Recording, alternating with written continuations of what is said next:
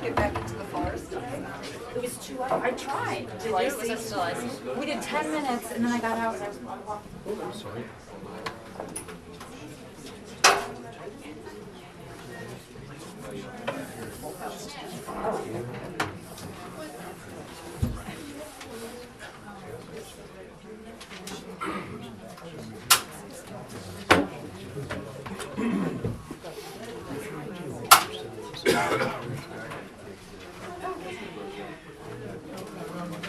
How are you? Oh, perfect. Thank you.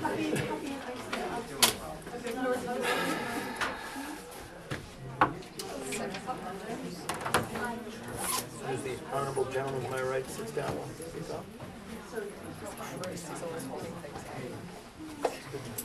This meeting can't last too long. I've only got 35% battery power.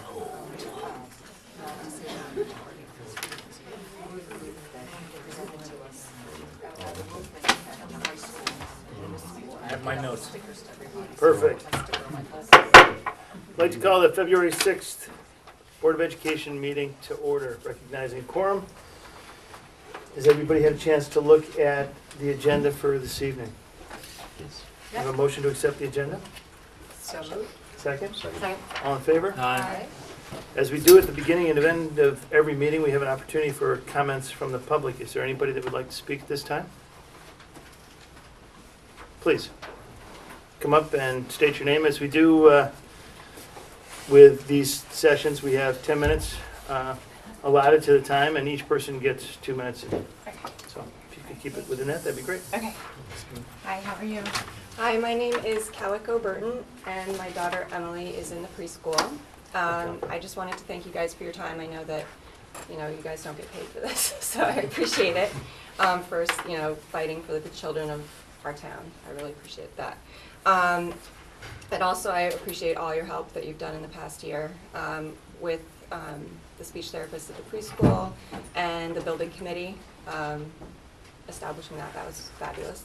I do want to say that I fully support the budget. I hope that there aren't many cuts made specifically to special services because there are so many children in this town that really need them. That's all I'd like to say. Thank you guys so much. Thank you very much. Thank you. Is there anybody else that would like to speak? Okay, seeing no one at this time, has everybody had a chance to see the consent agenda? Yes. I have a motion to approve that. So moved. Second? All in favor? Aye. Well, I just have a few quick comments. I have to say, in all of my time on the board, this is probably the most exciting board meeting I've ever been to. Tonight on the agenda, many of you may have seen that we're going to discuss and hopefully approve a new superintendent of schools for Wilton Public Schools. It's bittersweet because Dr. Richards is such a good friend, not only to me but to the community. He's been a tremendous leader, visionary, and supporter of our schools. We apprehensively accepted his resignation. We got him or his retirement. We got him to agree to stay on for another 6 months, but I think warmer weather is calling his name. Can we join him? Yeah, I know. Now, if you ever decide to move, can you have like a really big house that we can Lots come of guest stay in? rooms. So, Thank you. as exciting as it is for us, it's also difficult. Please understand that. And we have a very full agenda tonight, too.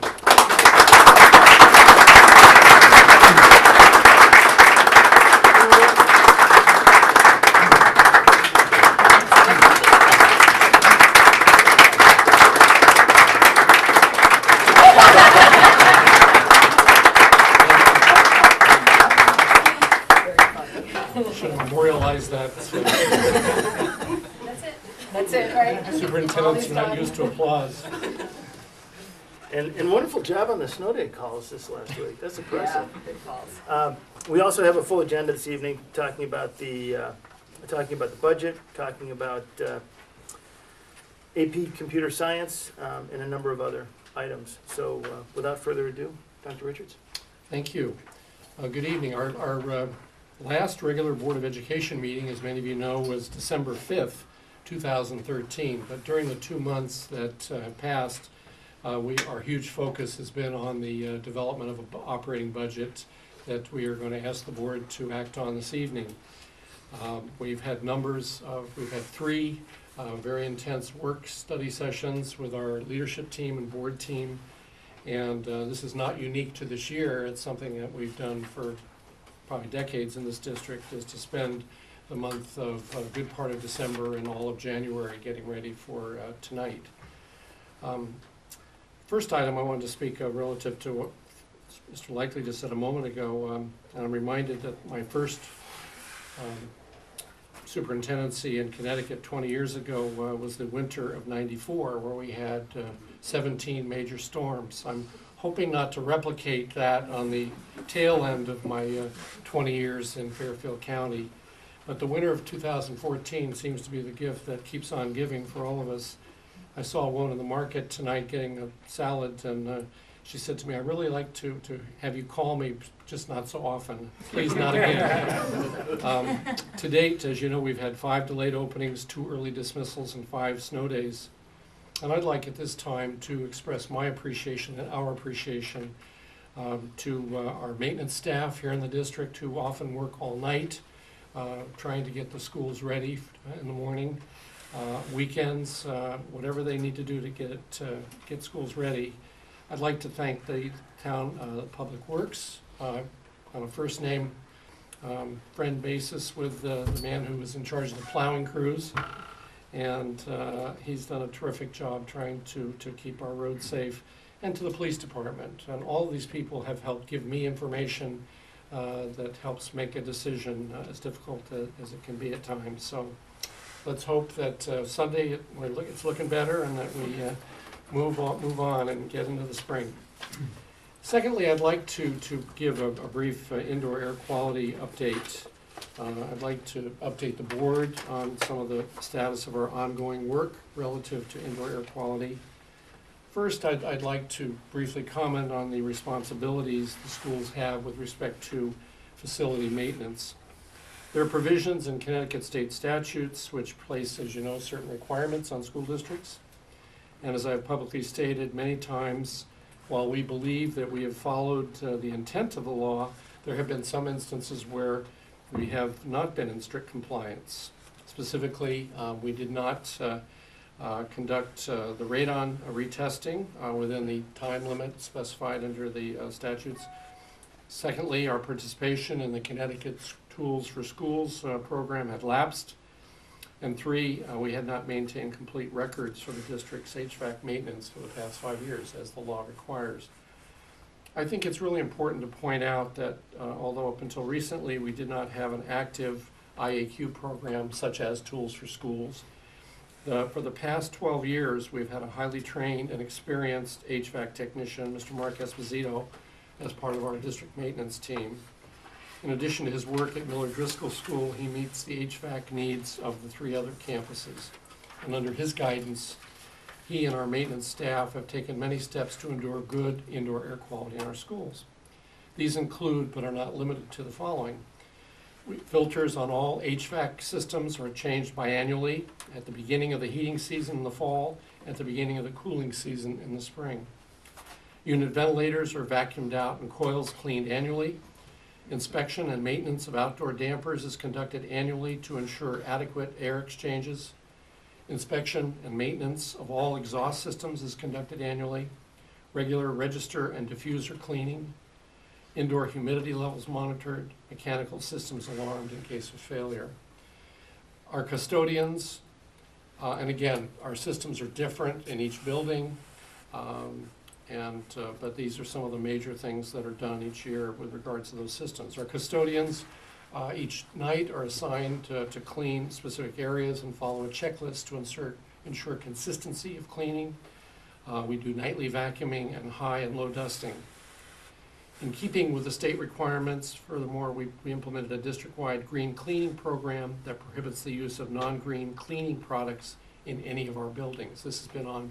We were in compliance before the law took effect. I believe it was back in 2010.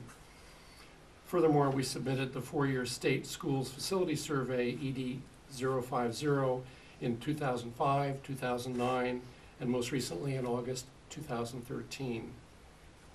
Speaking of tools for schools, we have worked with the Connecticut Department of Public Health's Tools for Schools program to restore our program here in Wilton. Our Supervisor of Maintenance and Custodial Services, John Murphy, has coordinated our effort to reestablish school-based committees that include a teacher, parent, administrator, head custodian, and school nurse from each school. Our teams had a training session on January 23rd and have been reviewing various program materials since that date. They will conduct their formal reviews of our facilities this spring and will report to the Board of Education shortly thereafter. With regards to radon retesting, we've announced and have sent written communication to parents and staff of Miller Driscoll School that radon testing has been scheduled for Wednesday, February 19th through Friday, February 21st. Our remaining 3 schools will be retested March 5 through 7. The testing will be coordinated by Cardno ATC, who will use one of their approved subcontractors. ATC is a highly reputable national firm that has been in existence for 30 years. They have a reputation for integrity and will be working with us to make sure we adhere to all testing protocols. Once we receive the report on this retesting, we will share this information with the community. Third, another thing I'd like to point out, another action that we've undertaken is that we will be conducting a comprehensive indoor air quality review of Miller Driscoll School. And we are in the process of identifying an independent third-party building science and industrial hygiene firm. The selected firm will be charged with 1, reviewing the information from earlier testing of Miller Driscoll School, conducting comprehensive indoor air quality testing at Miller Driscoll, and providing recommendations for further action. Once the review and testing are completed, the results will also be shared with the board and the school community. This additional set of data from a second review will provide a further basis for understanding the status of this issue. I really believe that we are being very responsive to the concerns that have been expressed. The health and safety of our students and staff has always been a top priority for us all. As an administrator who sent 3 children through the schools, I have said many times that I've only wanted for all children what I wanted and expected for my own children. A school environment that's physically and psychologically safe, a place where they can be nurtured and grow. I thank the board and the community in advance for your support of our efforts to ensure quality learning environments in the Wilton Public Schools. Third item, as you know, is also related to safety in another way. We've been working on ways for months now where we can, ways that we can address safety in our schools, student safety, staff safety. This week, Dr. David Bernstein, who's a noted expert on school safety, he's a forensic psychologist specializing in threat assessment, gave several presentations to several various stakeholders to help them recognize and contain situations that could implicate public safety. Speaking at different times to staff, parents, and students, Dr. Bernstein tailored each segment to the perspective of the relevant audience. All groups received primers on how to identify and support the needs of children in crisis. The overall message was direct and powerful. We need to ask the right questions about school violence and design rational responses given the troubled landscape that has recently formed. Staying safe involves more than just hardening perimeters. It means softening our minds and hearts to the needs of students in crisis. The greatest threat to schools comes from troubled members of the schools themselves. Most school violence was presaged by multiple behavioral signals which, if recognized and addressed, could have prevented tragedy. The sessions that we held this week were designed to sharpen that recognition. The audience was alerted to the warning signs of impending crisis, encouraged to remain vigilant, and rededicated to the charge of supporting each other so that pain is treated before it turns to violence. So I really applaud our schools and the work that's being done each and every day to this end. Finally, presidential scholars. We recently learned that 4 Wilton High School seniors have been named as candidates for the prestigious United States Presidential Scholars Program. This program was established in 1964 for the purpose of recognizing and honoring some of our nation's most distinguished graduating seniors. Annually, up to 141 students are named Presidential Scholars, one of the nation's highest honors for high school students. Scholars are chosen on the basis of their accomplishments in many areas: academic and artistic success, leadership, and involvement in the school and community. They truly represent the promise of greatness in America's youth. Semifinalists are named in early April and scholars in early May. And at this time, it gives me great pleasure to honor and congratulate 4 of our wonderful Wilton High School seniors: Sarah C. Healy, Kimberly M. Holmgren, Kurt B. Rubin, and Kathleen T. Smith on being selected for consideration as U.S. Presidential Scholars. So we'll let you know how they proceed.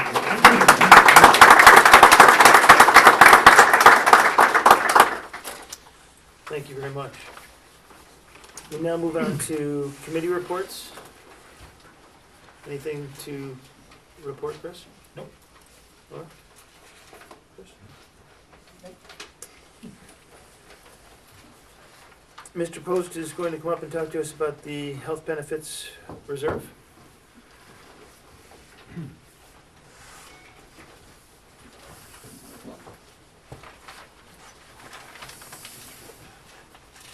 He's here with Ed Norgard as well.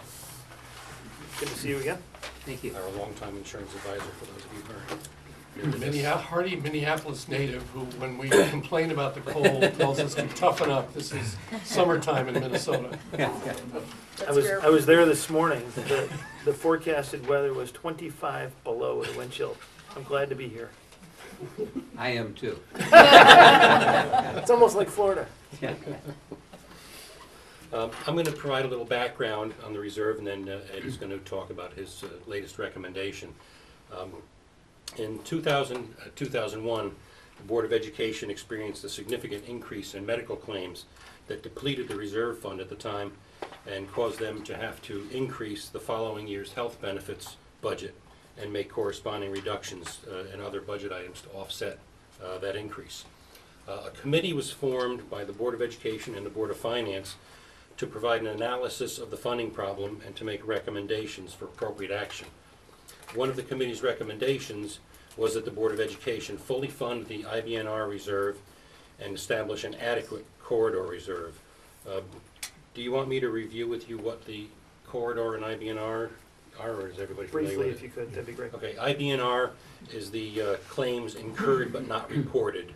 So if at some given time we stop being self-funded and have to go fully insured, we would have to pay all the claims that were in the pipeline that just had not been paid by June 30th. The corridor reserve is to cover us. We buy stop-loss insurance, which covers us if we go over a certain claim level, and the corridor is the amount of claims between what we budget and when the insurance kicks back in. What's the stop loss kick in at again? 120% of expected claims. Thank you. So if our claims were 10 million expected, the corridor, the stop-loss insurance would kick in at 12 million. And the 2 million is the corridor, and that's what we reserve for. Is that just an aggregate stop loss? Is there a spec as well? Is there a spec in that? There's an individual stop-loss of $225,000. So when the committee reported that we should have an adequate reserve, adequate was never defined. So in 2005, another committee was formed, which consisted of 2 Board of Education members, 2 Board of Finance members, and myself and Ed, and we made a recommendation, including Dr. Richards, to the board at that time. The result of that committee was the reserve guidelines that we have been following ever since then, which again was to reserve the corridor 100%, or I'm sorry, the IBNR 100%, and reserve the corridor at a 75% target with a 65% to 85% range. So after reviewing the past 8 years of experience, Ed came to me this year with a recommendation to change our reserve calculation, and I'll let him explain how and why he's recommending this. Good, thank you. First of all, let the record show I was not involved when I had the surprise $1.7 million loss. That was why I got involved. But anyway, yes, we now have a reserve of about 4.5 million, and that's built up over the years. We've had taken away from the reserve fund and added to. But we're now at 4.5 million. Each year, we do a calculation to determine the objective, reserve objective for that next year. Now it's separately for the Board of Ed and separately for the town employees. And we have currently we had about a $4 million objective based on the two together, 4 million. And we felt that we have an adequate reserve now, and that I recommended that we cut back $500,000 combined town and Board of Ed. 400,000 for the Board of Ed and 100,000 reduction in expected claims for the town. Each of the components that Ken mentioned as in the calculation of the annual reserve objective, each of them are directly affected by the health inflation. And the health inflation has been anywhere from, we're assuming now 9.5 for the medical and 9.5 for the drug RX plan. So, so on that basis, we felt we could reduce the reserve by reducing the objective that Ken mentioned for the stop-loss corridor from 75% down to 50%. We'd use a range. The recommendation is to, instead of using a 65 to 85 range for that corridor objective, we'll use a 40 to 60% range. And we use the midpoint, so we'd be using 50%. And by applying the 50% to the reserve objective calculations, we can come up with a 3.4 million combined reserve. But we do have the component parts for each. But if we didn't have the health inflation affecting each of the components fully, we could do more, because now with a 4.5 million reserve fund, and we have a 3.4 million reserve objective for the fiscal year 2015. Yes, there's a difference of 1.1 million between those two numbers, but with health inflation, if we miss the claims, we assume 9.5%. If the claims are 12.5%, we're going to lose almost another $500,000. So we'd rather we look at this every year, and we'd rather just at this point, on a combined basis, talk about 500,000 and review it each year to see where we stand and what inflation looks like. So, so we are recommending a total 500,000 reduction in expected claims, which means if we get our expected claims, we're going to be reducing the fund. But we do need to keep a margin. We'll look at it each year and come up with our best guess of where we should be. And I hope we could come back next year or the following year and show some numbers that would be as favorable. But at this point, this is what we're recommending. Okay, questions? Question? Chris, being the resident insurance expert? Hardly, that would be an overstatement. Clearly, so fundamentally though, what's the implication for changing the target? Just a smaller, God bless you, twice. Thank you. Pardon? A smaller provision in the current year operating budget? Because this doesn't affect what actually gets spent, this is a function of This a is a provision for so a reserve. if everything comes out the way we expect it to, we will be reducing the actual fund balance. Instead of 4.5 million, it'd be closer to 4 million. That's the best. Right, but this is just a smoothing mechanism, Yes. right? Mhm. If there was no reserve, let's presume we have the reserve for IBNR, right? It's just to recognize claims have been incurred, just not reported. So we have the claims costs incurred, if you will, in the period, the fiscal year where the claims actually Mhm. emerged. Mhm. Then this corridor is just an additional provision above our best estimate, Yeah. effectively. Yeah, Right, to the the extent that thing there's is- volatility in claims, it's just to reduces the year-to-year volatility. It doesn't change what we actually end up spending. No, No, and for a no, couple no. of reasons, there's a couple of reasons why we're comfortable reducing the target also. For one thing, adding the town employees into our plan increased our total population by about 20%, which spreads the risk out a little bit more. And our experience with the individual stop loss coverage at $225,000 trigger point means that it's less likely that you will have claims high enough in total to get into that corridor. And as Ed likes to say, there's a reason why the aggregate stop loss insurance is very cheap, because it's rarely The needed. risk of being over the 20 is, I used to be an underwriter for an insurance company, and we did have claims, but not very many. Okay, so you're saying the risk is relatively low? Yes. In 2001, what was the corridor funded at? Pardon? What was the funding level in 2001? Oh, zero. From the standpoint of this, I think the Board of Ed may have had a reserve. There was a reserve, but I don't know how much it was or how large the IBNR piece of it was and how large the corridor was. So there was no, like, formulaic, No, it was a There was first- certainly there was no formula to define what it should be. Yeah, I know that. It was the first full year, going into the second year of the self-insured plan for the Board of Ed. And unfortunately, they were not advised properly during that first year as to what the claims would be for the next year. Did we have stop loss insurance at that point? Pardon? Did we have stop loss insurance back then?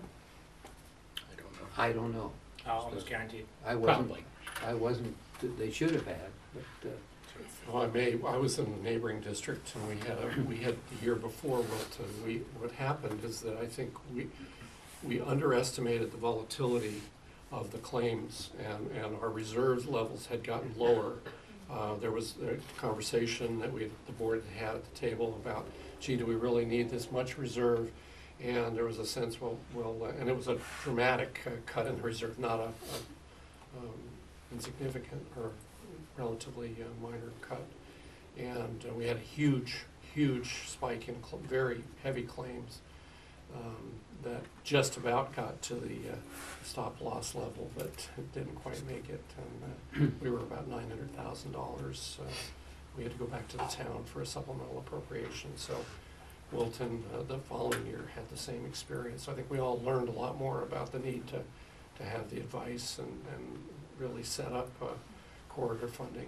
and we monitor it monthly, and we advise monthly what's going on and how it's looking. What are the, go ahead, Glenn, go ahead. I was gonna say, in the budget this year then, our budgeted cost for healthcare really is what we anticipate spending. We're not adding to the reserve, so cost. Correct. Right. Okay, so the reserve is what it is now, and you're recommending that we can pull back 500,000 We from the will board. pull 500,000 out of the expected claims that we're budgeting for. Right. And so if we were correct in what we originally predicted, Right. and with 700 lives, you're gonna have some fluctuations. Right.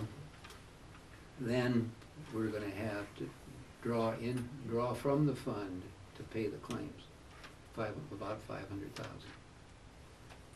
To reduce, all right, so would that 500,000 come off what we have budgeted to spend? It's already been factored into our budget and the town's budget. It is already Mhm. factored in? Okay. So if we go beyond that, then we're gonna, do we then dip, but did I hear you say earlier that we could possibly dip further into the reserve? Well, we down to would dip, 3.4? we anticipate if everything comes out as we predicted, we anticipate that reserve fund will go down from 4.5 million down to 4 million. To 4 million. Yeah, And then you said something about 3.4 well, million. that's the earlier. objective. Each year, we set up an objective that we should have in the fund. Right. So you're saying that even though we'll draw it down, we'll still be We 600,000 should over have, the objective? should have the 600. Oh, Yeah. cushion. And Ken, you're saying that that $500,000 that we're taking off of the fund has already been factored into our Yes, current Correct. budget? yes. Into the current budget. That's why I wanted to get clear. Couple of, Yeah, we heard that adjustment Okay, a right. couple of workshops ago. Yeah. couple of neighboring districts are currently having healthcare problems, and they're seeing significant budget increases because of that. Are you familiar with that, and do you know what the reasoning is behind that? It just seems at a time. I'm not aware of them, no. But with 700 lives, we do the best we can on trying to predict what they'll be. And so far, fortunately, the last 7, 8 years, we've been able to build up the fund to the 4.5 million that it's currently at. So we're reasonably comfortable. And that's one reason why we're not asking to draw it down to, all the way down to the 3.4, is because we want to take a conservative approach, Yep. do that now, reassess it again after another year, and if any of these problems that other people are having affect us, we'll have some cushion there. That's prudent. Any other But if questions? I understand correctly, then if next year we hold the reserve flat, we'll have an automatic guaranteed $500,000 increase in year-over-year health claim costs. Health costs, right? Because Yeah. this year Right. benefits Yeah. from a $500,000 Oh, yeah. release of reserve from prior periods. Right. Yeah. So we can count on next year a $500,000 increase, Yeah, right? Or more, with Well, that I'm plus just costs saying going up. if expect- more or Right, less, right. yes, yes. Okay. Any other questions? Thank you very much. You're welcome. Thank you.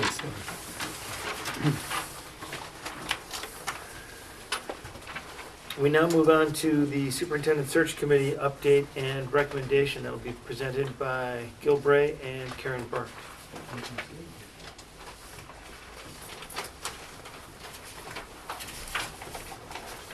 We're back. We said we told you we would be, but you didn't believe us. As everybody knows, after Dr. Richards announced his retirement, we assembled a search committee, and Karen and Gil were gracious enough to stay on through their board tenure to do that and then present to us this evening, so thank you. Okay, I'm going to talk about the process the search committee followed in identifying potential candidates and ultimately for deciding on a candidate to recommend to you tonight. And Gil will introduce you to that candidate, the candidate that the search committee recommends. The superintendent search committee enlisted the services of Hazard, Young, Atiyah and Associates, HYA, which is a nationally recognized search firm. We initiated our work with HYA in October, and we agreed on a 4-phase approach. The first phase was planning. Extensive outreach was done throughout the Wilton community to solicit feedback with regard to the characteristics most desirable in a new superintendent. In addition to dozens of focus group settings, more than 500 residents participated in an online survey. HYA used data from these venues to develop a guiding list of characteristics. Those characteristics were qualities of a superintendent, instructional leadership, management style and communication, vision, technology and innovation, community involvement and relations, finance and budgeting, Board of Education superintendent relations, and assessment and evaluation. The second phase of the process was recruitment. HYA placed advertisements in all leading national and regional educational publications. In addition, they drew upon their network of national contacts to develop a list of ideal candidates. HYA included on its list individuals who did not self-select. In other words, they went out and recruited candidates that they thought would be a good match for Wilton. There were a total of 53 applicants and recruits from 14 states and the District of Columbia. and HYA interviewed approximately 25 of those individuals. The third phase was selection. HYA decided on a final list of 5 candidates who they felt would excel in Wilton. The 5 candidates, 2 were from New Jersey, 2 were from Connecticut, and 1 was from New York. They were presented to the search committee. We then conducted extensive interviews with each of the 5 candidates. And we then, after those interviews and subsequent discussions among ourselves, we then narrowed the list down to 3 candidates. Each of those was considered to be highly qualified and capable of succeeding in Wilton. We then did very in-depth interviews with those 3 finalists. And we, after the final round of interviews, we met again and unanimously decided that the candidate that Gil will present to you was our top choice.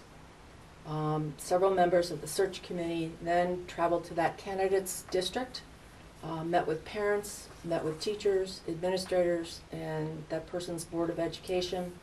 And from all reports, those discussions were highly productive and affirmed the search committee's decision that the candidate that Gil will present would be the best fit for Wilton. So, Gil, I'll turn Good. it over to you. Okay. Thank you very much, Karen, for walking us through the phased approach taken by the search committee for the selection of the Wilton Public Schools superintendent. Now on to the appointment phase. The individual who's gone through this gauntlet of interviews has passed our test and come out on top, based on the characteristics most desirable for the position of Wilton Public Schools superintendent, which was identified during the planning phase and agreed to, and with much input from the community. So I have to ask the question, what sets this individual apart from the field of qualified candidates? This individual is a visionary in his approach to education who is able to articulate clearly his thoughts on moving the Wilton Public Schools forward. He has demonstrated his ability to innovate, deliver, and measure new initiatives. He emphasized throughout the interview process the importance of the whole child, mind, body, and soul. The importance of connecting the student with school life within, as well as the community at large, is very important to him. Throughout the interview process, this individual exuded a passion for academic excellence and a laser focus on the student.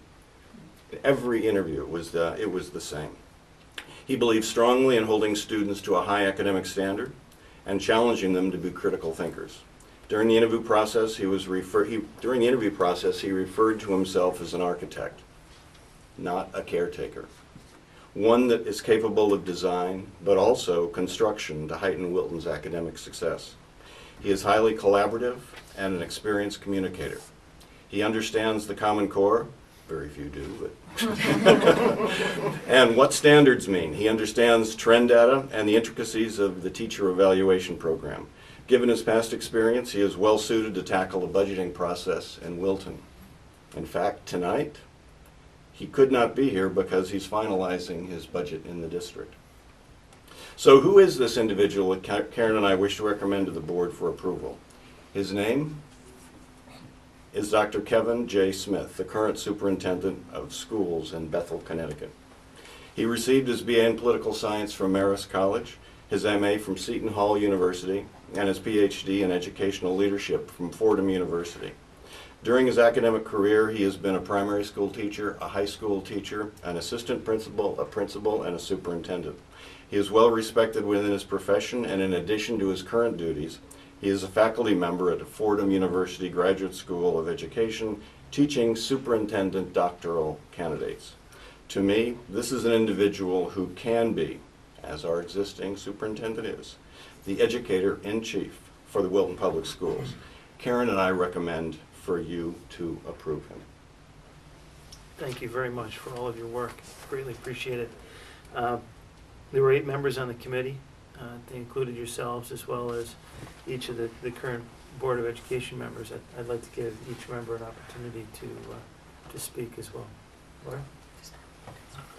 I'll start with you. Okay. Laura?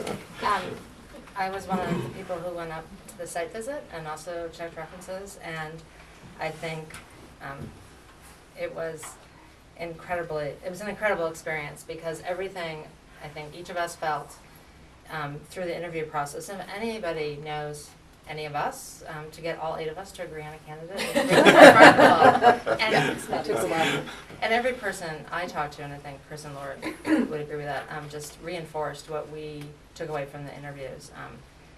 You know, the collaboration, the innovation, the vision, trust and respect, and just made us very excited. And you know, we also joked, just so you all know, like, we're like, oh yeah, we did a national search and we just had to drive down the road. But that was just a little coincidence. So I'm incredibly excited. So Wonderful.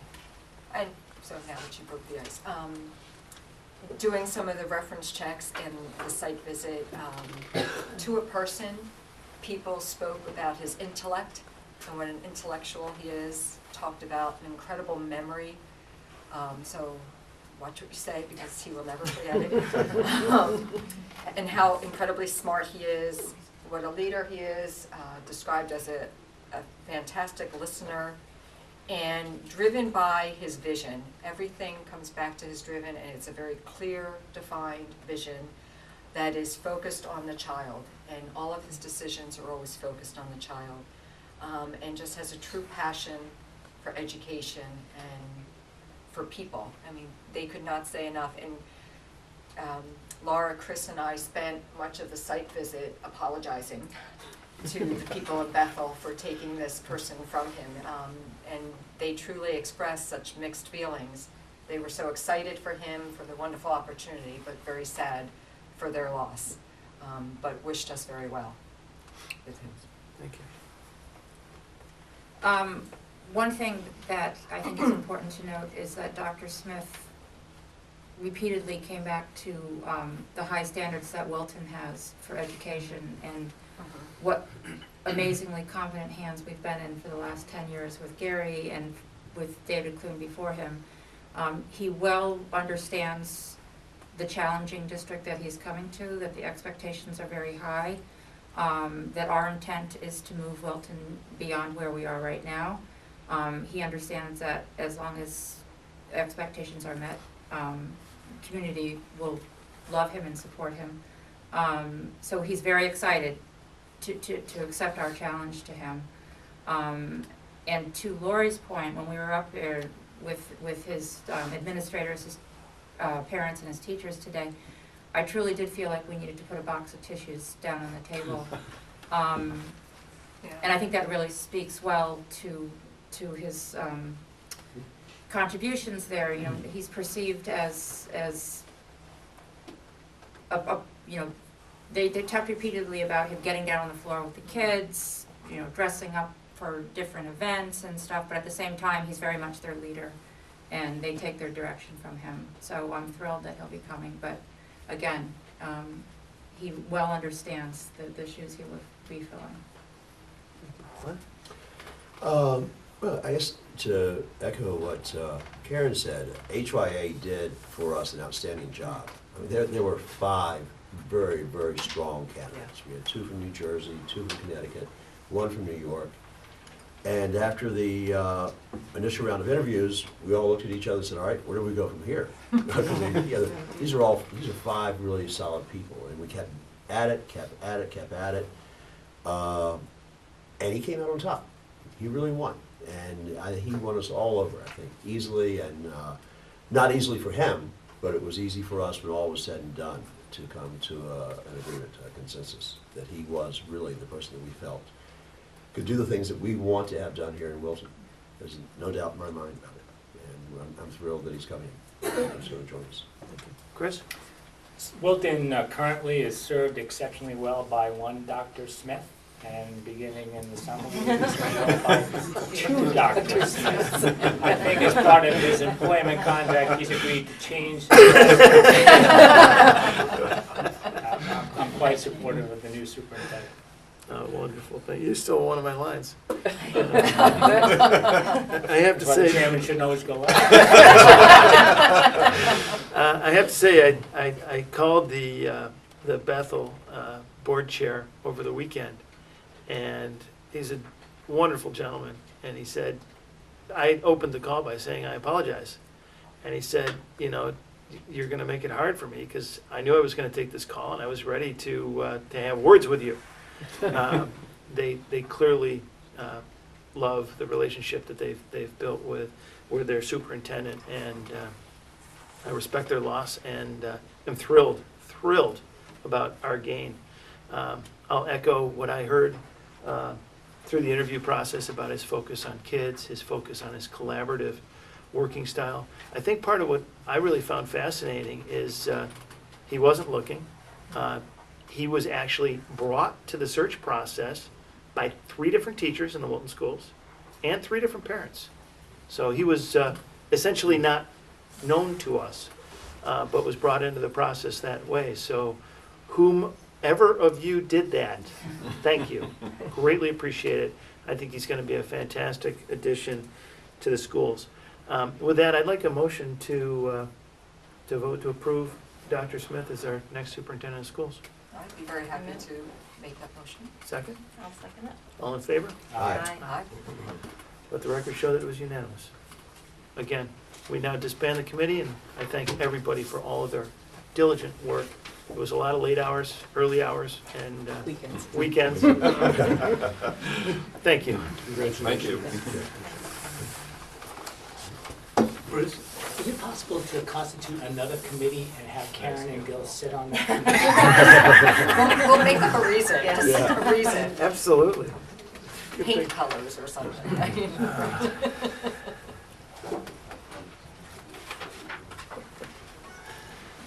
We did coordinate our announcement with the Bethel School District, and we sent a text off to Dr. Smith to let him know that the vote had happened. He just sent a text back that said thank you. And the button that I pushed was to send the press release out, so it should be all set. Well-oiled machine. Well, you know, when Darian, again, we gained out of this ultimately, but when Yeah. Darian stole away our assistant superintendent, we found out because of the Darian's press release. So we win in getting you, but we didn't want that to happen again. So we now move on to the discussion of the dedication of Cider Mill Library and Media Center. As we open this up, though, it's really on the heels of a new policy that we put in place last year, which was a facilities and, what was it, really a facilities naming policy. I know there were a lot of discussions about the policy at that point, and we now have 2 new board members. So before we get into it, I'd like to talk through that and have some conversation about what we're ultimately trying to accomplish with this policy. You know, I think Ginny Rico is an incredible gem to our school community. There's no question about it. But opening the discussion up doesn't have anything to do with her. It has everything to do with having discussion with our new board members about what we're trying to ultimately accomplish. Thoughts, comments? Chris, I know you had a couple. Well, last year when we considered the policy, I stated my belief that I think that there are few honors bigger than naming a building or a room or, you know, some facility after someone. And before we do that, we need to establish metrics. We need to say, you know, what should this person have accomplished? Are there a number of years this person should have been in his or her position? You know, just sort of what are the criteria we're going to use before we bestow such an honor on somebody? And that's sort of where we left it.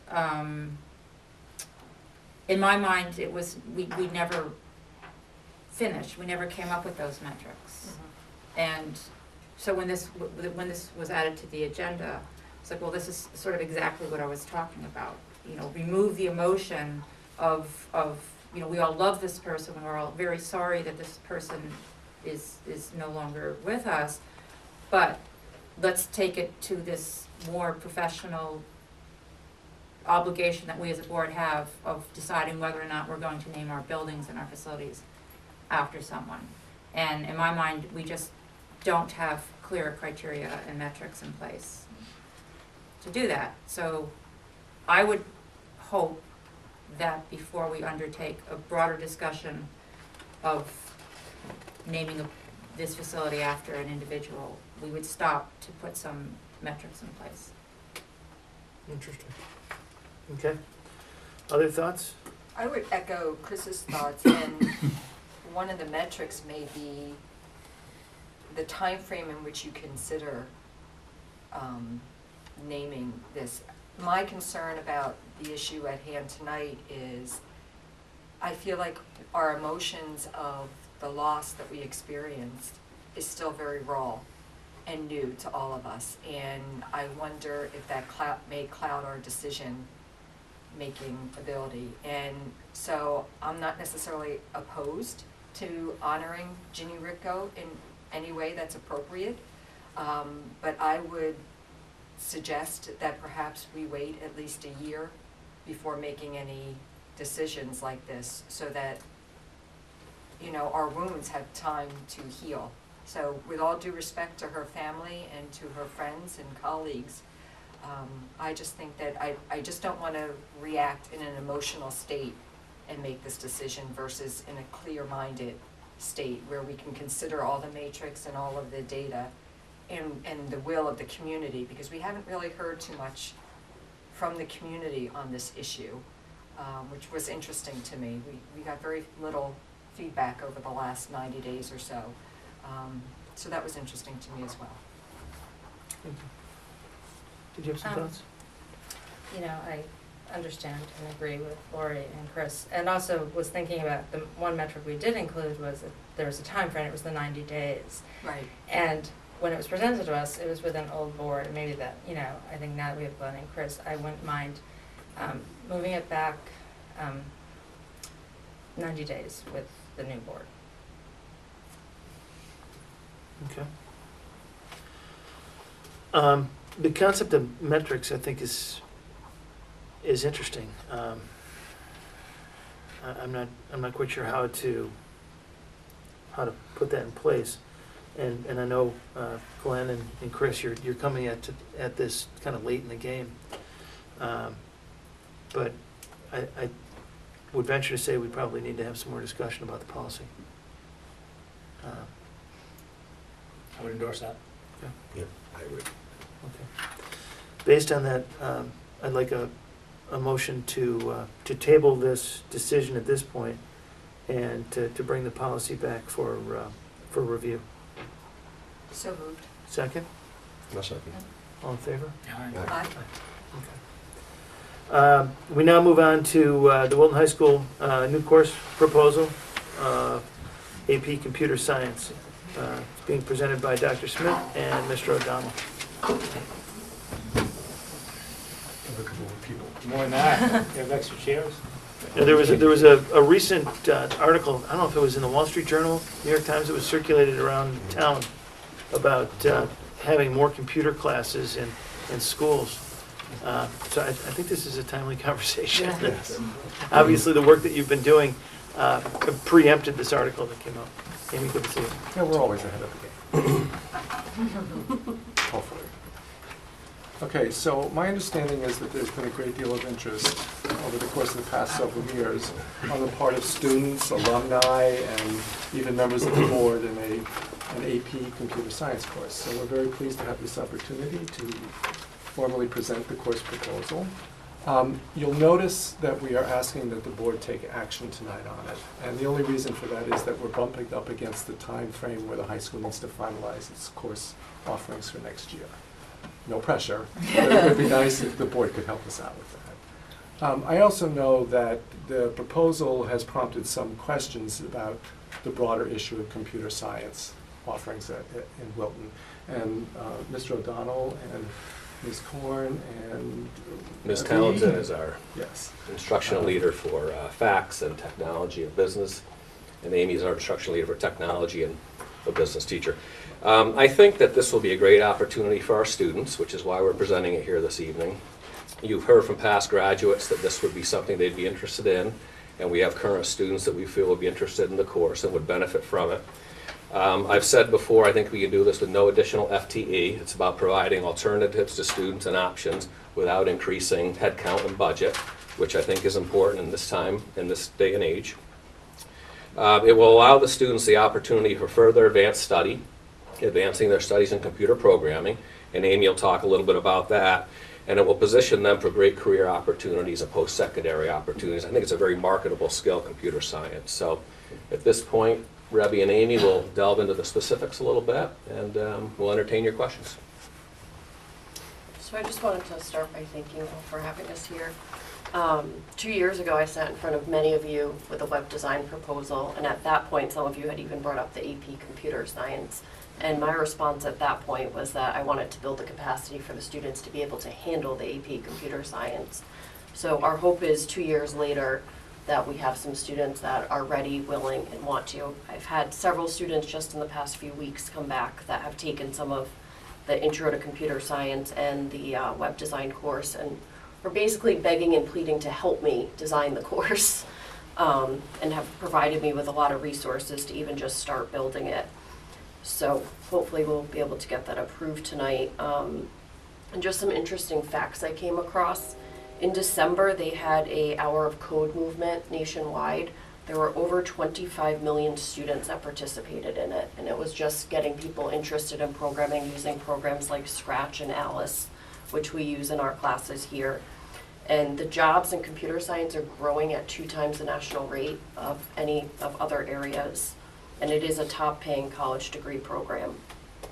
And then the other thing that I wanted to mention was part of the reason that we want to do it through the applied arts is because we have the Carl Perkins grant, which provides us with over $20,000 of funding for applied arts. And it would also enable us to get the books and all the other resources that we need through that funding rather than through Board of Ed funding.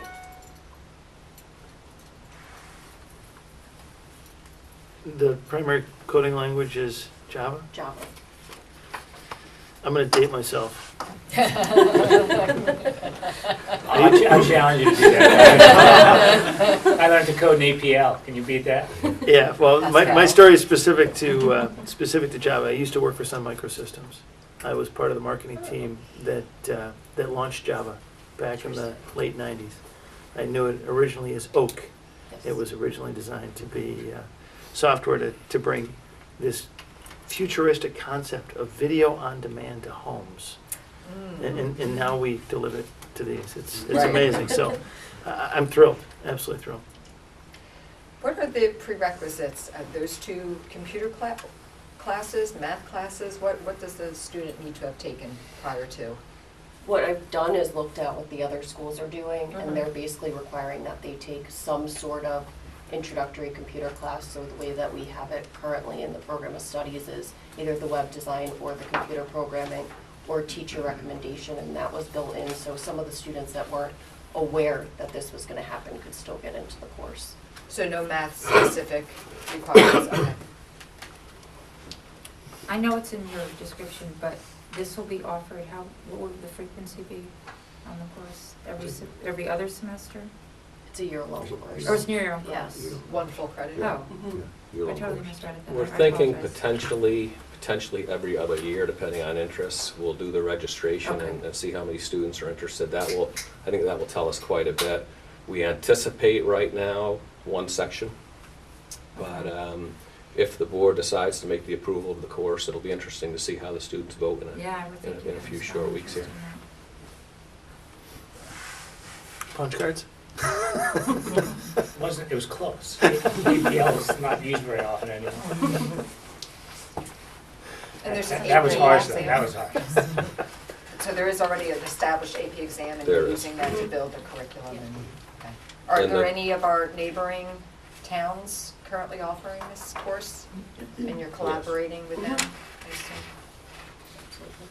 My understanding, this is Computer Science A, okay? And have you looked yet at what's coming, which is going to be Computer Science Principles, which is really different? And that should be introduced by the College Board perhaps later this year, before the fall for next year. So it's probably a good place, A is where it's a place to start, but I would encourage you, to have principals coming right behind it, because principals is really thinking process versus language, and it's really the next step from this. So you would have 2 AP courses to offer, in the same area, which I think the principals especially, I think is going to be exciting. It just is a different approach. But for me, you could have started 2 years ago, okay? And I think we're behind the 8 ball, really, I think, and just offering this now, we really are. I think everybody around us has been and is and has been offering it. So I would strongly encourage the board to support this. Other questions, thoughts, comments? Motion to approve? I'll move. Second? Second? All in favor? Aye. Thank you. Thank you. Thank you. Good to see you. We now move on to the superintendent's recommended budget. It's on the agenda for discuss and approve. As everybody knows, we had our last budget workshop last Wednesday, where we had some additional thoughtful deliberation. I think it was a great session. Any changes in your recommendations since then? No, if I may, Sure. I had some things I'd like to say before the board begins this discussion. Mentioned that we held 3 study sessions, and that after tonight, this budget will go to the Board of Finance, whatever budget is approved. Some of the changes that have emerged recently included the addition back into the budget of participation fees and the addition of 1 full-time equivalent for the high school. At this time, as I understand it, it's the security enhancements, specifically the proposed additional school resource officer will be in the school district budget, or whether or not, there's uncertainty about whether it'll be in the school budget or the town's budget. And we'll have to see how that shakes out. The budget, once sent to the Board of Finance, they will be reviewing it. It's been online, so I'm sure that they've taken advantage of that opportunity to see what's in it. We have a study session scheduled with them on Monday, February 10th. And then in addition to that, we're meeting on February 12th with the Board of Selectmen to discuss our capital bonded projects. By way of summary, the proposed increases, the general ed increase, budget to budget represents is $1.6 million. It's a 2.72% increase. The special education budget represents a $1.5 million increase. It's a 9.38%. And security is $247,000 increase. Represents a 224.6% increase over current budget. Factoring those 3 major buckets together, our total and other aspects of the budget, our total budget recommendation stands at 4.52%. I think that in thinking and reflecting about the factors and challenges that are driving this budget, a few things emerged clearly, and these aren't new, some of them to any budget. One is the contractual obligations. Contracted increases in salaries and health benefits for existing employees increases the budget by 1.78%. So right out of the gate, you're at 1.78% budget increase. Increases in special ed costs excluding salaries and health benefits on existing employees increases the total budget by another 1.48%. And increases in security costs, another increases the budget increase by 0.32%. So these 3 items alone represent a 3.58% of the 4.52% budget increase we proposed. We've also, I think it's important to look at the budget. This is a budget that includes some improvements that are achieved by some redeployment of resources. It maintains class size within our longstanding guidelines by offsetting. We also offset some of the cost of adding 4 classroom teachers at the high school by reducing 2 at Miller Driscoll. We propose to convert 2 Cider Mill para positions to special ed teacher positions. This will create cohesive house-based instructional teams consisting of classroom teachers, special ed teachers, and reading specialists. This will ensure that all learners are taught by the most highly qualified teachers and will provide greater flexibility to support unanticipated needs. The cost of this change is offset by the reduction of one fifth grade classroom teacher, as enrollments have ebbed at that class. This budget includes the addition of one math teacher at Middlebrook. The teacher will provide interventions to regular and special ed students. It will also address the performance gap of students who receive special services by creating a co-teaching model that includes content expertise. The cost of this increase is offset by a reduction of 1.5 paraprofessional positions. As the board considers this budget, it's our hope you will bear in mind the background and data we shared with you that provided the context for this recommendation. As you know, when Chuck began here in July, an important part of his entry plan involved assessing strengths and needs of our instructional program. The process revealed that teachers and administrators are feeling a strong sense of what he termed initiative overload. And I think this is not unique to this district. If my reading of the tea leaves, and you've been talking with superintendents recently, I suspect they're sensing some of the same. Not only are we in the midst of implementing new instructional models in math and reading in the elementary schools, we're also implementing new STEM and culinary arts courses at middle school, and the high school is gearing up for an extremely intensive NEASC accreditation process. To add to this, we are retooling our curricula and instructional practices to be in alignment with the Common Core state standards and the new Smarter Balance Assessment System, SBAC, and we are implementing new teacher and administrator evaluation plans that are tied to this new assessment system. It's well known in the world of school improvement that initiative overload demoralizes teachers and administrators and can distort the connection between effort and outcomes. It further undermines the most important elements of improvement, clarity and focus, that help teachers master priority skills that are most critical to improve teaching and learning. So our mantra this year has been to move from initiative overload to initiative integration. And I really hats off to Chuck and the principals and other instructional leaders who've helped with this work. We've worked hard to craft coherent and integrated program improvement proposals in this budget that address the barriers that we believe impede our progress as a high-performing school system and advance positive outcomes for all of our students. So it's with great enthusiasm that we present this to you, and look forward to your discussions. Thank you. Obviously, we just met on this just over a week ago when we came to these numbers. I know we were not in full force. So with that, any thoughts, comments as we deliberate and make a decision tonight? Okay. Can I have a motion to accept the 4.52 as written? Second? Second. All in favor? Aye. Can I vote opposed? Yes, you can. Registered, opposed. Okay, registered opposed.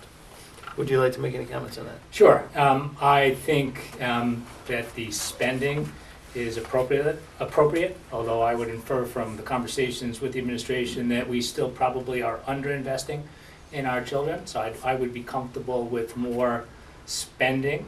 I'm not exactly sure that I know exactly how much that ought to be, but based on conversations with the administration and responses to some of my questions, I think incremental spending could, over a long period of time, produce substantial improvements in the quality of the education we're delivering. And if we're going to ask this school district, these teachers, and now with Dr. Smith, the new Dr. Smith, to use Christine's words, to sort of move Wilton forward, to take a very high-performing district and improve substantially the education we provide, is going to take additional resources.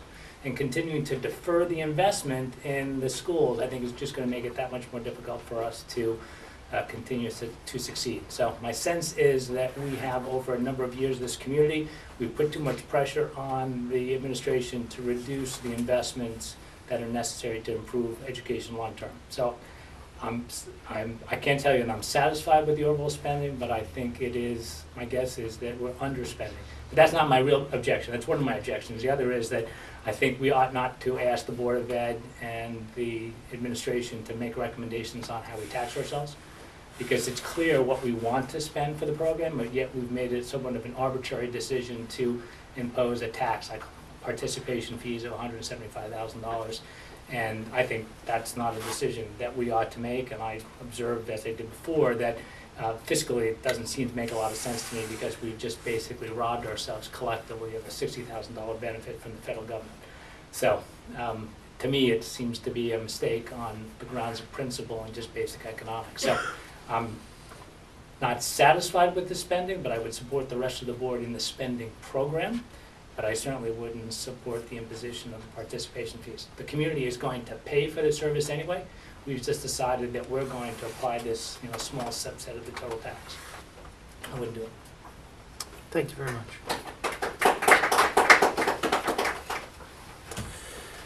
For the first time, we're also proactively delivering a 3-year budget forecast to the Board of Finance. I say proactively because they have asked for it in the past, but we're preempting them. In doing that, I want to note that any forward-looking forecast, of course, is subject to flaws in the assumptions that are made. We recognize that, we understand that, and some examples of the rate of inflation. We don't know exactly what's going to happen with that as we look at the out-year forecast, but I fully expect the Board of Finance to be smart enough to play with those numbers as they look at the out years. We also we look very closely at student enrollment, and as we talked about at one of our previous meetings, Ellen Asman's forecasts are fantastic for the next 12, 18, maybe 24 months. But the accuracy of those forecasts out beyond that become very, very questionable, and therefore the forecasts that we put into our budgets could change dramatically. In addition to that, special education, we don't know who may move in or move out of Wilton, and that can have a big impact. So it goes in with those caveats that we recognize that they want a 3-year forecast. We're going to give them a 3-year forecast, but there are so many assumptions involved in it. Another great example is a number of our union contracts are coming up. They're not settled. We don't know where those numbers are going to land. We've made some assumptions on that relative to past years, but they may not be accurate. So they're out there. Thoughts, comments, questions before we send that off as well? Okay.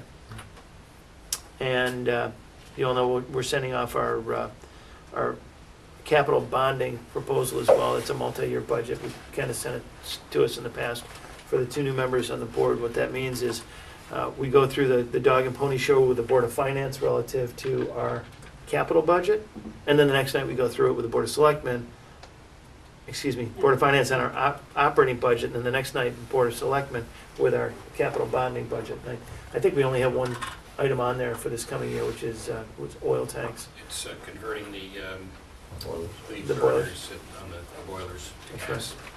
And it makes sense to do that with the Board of Selectmen because ultimately they are our landlords. They're the ones that own the buildings. So that's where that lives. So that'll be going with it as well. And we'll be sending that whole budget package off to the Board of Finance probably within the next 24 hours. So at that point, we've come to the end of our agenda with the exception of discussing the future timeline. The next meeting that we have is on February 10th. It is a budget workshop with the Board of Finance. It is scheduled to be here in the professional library at 7:30, not 7 p.m. And then after that, there's the capital budget workshop that I talked about with the Board of Selectmen.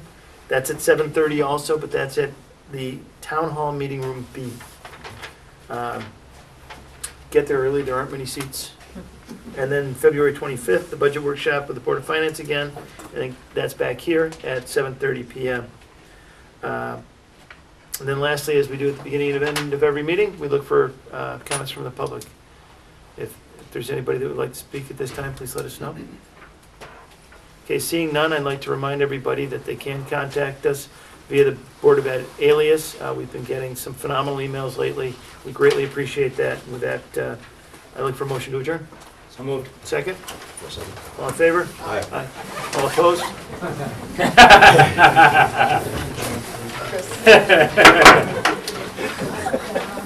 Sorry about that.